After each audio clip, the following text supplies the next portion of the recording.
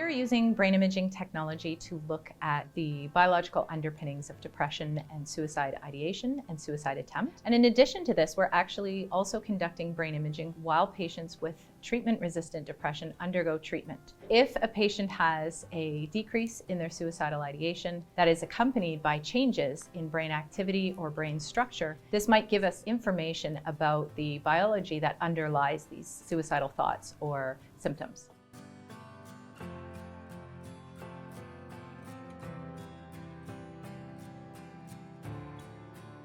We have started by looking at white matter tracks in the brain. These are the fibers that connect different brain regions. You can think of them as the highways of the brain and how information flows through the brain. And we found that there are differences in these white matter tracks in individuals who have a history of a suicide attempt compared to individuals who have only experienced suicidal thoughts and have not progressed to having a suicide attempt. It's thought that impaired connections between the brain regions that subserve things like emotional regulation or decision-making or impulse control may actually increase risk of suicide.